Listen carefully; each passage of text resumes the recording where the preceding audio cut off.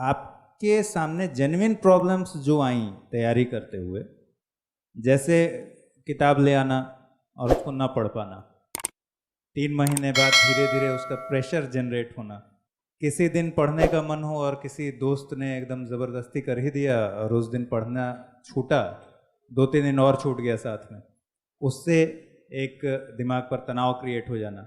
कभी कभी ये मन करना कि मतलब महासागर में उतर गए हैं, मझधार में फंसते जा रहे हैं, छोड़ ही देते हैं, ज़्यादा अच्छा है।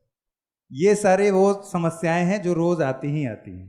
कभी कभी मन में इतना उत्साह होना कि कल ही एग्ज़ाम ले लो, बात बराबर कर दें, तैयारी मेरी बहुत अच्छी है, और फिर उसी आदमी का 15 दिन बाद इस स्थिति में आ जाना कि लगे कि अब घर वापस चलना ज़्यादा अच्छा है। और कुछ लोगों को प्रॉब्लम होती है, जैसे फैमिली प्रॉब्लम्स भी होती हैं जो सीरियस कंसर्न है, दबाव, घर से पढ़े ना पढ़े लेकिन महसूस होता है कि घर जाएंगे तो लोग देख रहे होंगे मुझे। इन सारी समस्याओं को कभी आपको दो चार होना पड़ा, इनमें से कुछ समस्याओं को, जैसे स्टडी मटेरियल का प्रेशर, या फिर कभी लगे कि स्किप कर दें, छोड़ दें, वापस चले जाएं, या फिर इतना बड़ा सिलेबस है कि पार नहीं पाएगा? ये सारी समस्याएं होती है हर जो भी तैयारी करता है ना, तो बेसिक नॉर्मल सी बात है। कभी कभी तो ऐसा लगता है कि बस अब तो थोड़े ही दिन की बात है, मतलब इतने टाइम टेबल बनाते हैं और उसको पढ़ते हैं, इतने सम्मोहित हो जाते हैं टाइम टेबल को देखते ही, बस 3 महीने में कोर्स कंप्लीट, उसके बाद में क्या पढ़ूंगा मैं। और कई बार ऐसा लगता है कि ना भाई ना, ये तो नहीं हो पाएगा। तो बात यह है कि इन दोनों के बीच में जो मार्ग है ना, हमें उसको अपनाना पड़ेगा।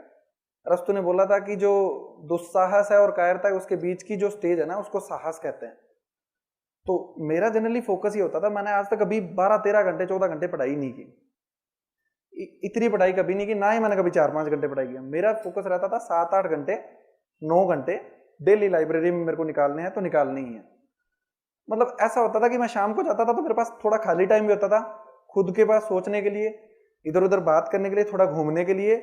और इतना टाइम मत दो कि खुद को टाइम ना मिले। जब आप खुद सोचते हो ना घर पे जाके कि आज के दिन में मैंने क्या किया, जब आपके पास ये टाइम नहीं होगा ना, फिर दिक्कत है। और टारगेट कभी इतने बड़े मत लेके चलो कि आपका पूरे दिन में टारगेट हो ही ना, और इतने छोटे भी नहीं लेके चलो कि 3 घंटे में कर दिया अब चलो मस्ती में आते हैं। ये नहीं होना चाहिए। टारगेट लो जेन्युइन सा कि हाँ इतना हो जाएगा 7-8 घंटे में, तो जब रात को आप सोओगे ना तो आपको अच्छी नींद आएगी। तो उससे क्या है कि कंटिन्यूशन, बहुत ज्यादा मोटिवेशन भी खतरनाक होता है और बहुत कम मोटिवेशन भी खतरनाक होता है, बीच का मोटिवेशन रहना चाहिए। और वही बात है कि आपके जो आपने कुछ लिख के देखो या जो भी आप तैयारी कर रहे हो उसमें से खुद से पूछ के देखो कि मैंने कितना अच्छा किया है, तो उससे थोड़ा अच्छा फील होता है। जैसे आपने हिंदी के नोट्स पढ़ लिए, तो हिंदी के नोट्स को बंद करके आप रिवाइज करके देखो कि हाँ क्या चीजें मैं रिटेन कर पा रहा हूँ, उससे थोड़ा अच्छा फील होता है। ये सब चीजें छोटी छोटी चीजें हैं जो मोटिवेट करती हैं। और दूसरी बात है कि शुरू में मैं आया था तो मेरा कोई दोस्त नहीं था यहाँ पे, मैं सिंगल रूम लेके रहता था और सिंगल ही मैंने मतलब मेंस तक मैं ऐसे ही रहा था।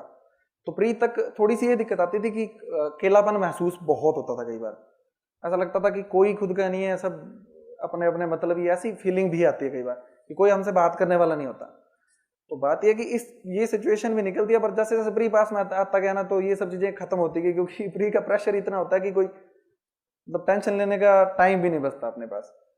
तो ये है कि ये सब चीजें आती है तो एक आधा दोस्त रखना चाहिए जो आपसे बात कर सके, आपकी चीजें देख सके। जैसे मेंस के टाइम में मेरे 1-2 दोस्त थे, उन्होंने बहुत अच्छी हेल्प की थी मेरी।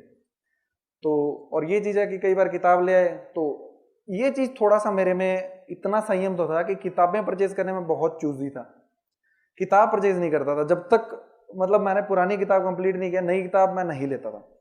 तो ये सबसे बड़ा था। जैसे मैंने किताब परचेज की, मान लो इन्वायरमेंट की बुक परचेज कर ली, मैंने उसको एक बार पढ़ लिया तो फिर मैं उसको हैंड टू हैंड दोबारा स्टार्ट करता था, दूसरी नई किताब नहीं लेकर आता था, क्योंकि अगर उसको छोड़ दिया तो वो वाली किताब मैं जब दूसरी पढ़ूंगा तब तक वो वाली खत्म है, याद नहीं रहेगी। 2 बार 3 बार पढ़ के फिर मैं दूसरी किताब परचेज करता था। तो ये खुद पे थोड़ा कंट्रोल होना चाहिए कि यहाँ पे बहुत नोट्स मिलते हैं, दुकानें भरी पड़ी है नोट्स से, तो जब तक पुरानी किताब कंप्लीट ना हो ना, नई किताब कभी नहीं लानी चाहिए। और कई बार ऐसा भी होता है कि आप कहीं घूमने निकल गए कि छोड़ो यार कौन सी पढ़ाई है, तो कोई दिक्कत नहीं है। जब पढ़ाई का टाइम हो तो पढ़ाई का ही टाइम होना चाहिए, और एंटरटेनमेंट का टाइम हो तो एंटरटेनमेंट का ही हो। दोनों मिक्स करोगे ना तो ना वो हो पाएगा ना वो हो पाएगा। तो खुद के लिए टाइम निकालो, पर इतना भी मत निकालो कि कॉम्प्रोमाइज पढ़ाई से हो। संडे के दिन थोड़ा सा घूम लिया करो, तो क्या है कि थोड़ा रिलैक्स रहेगा।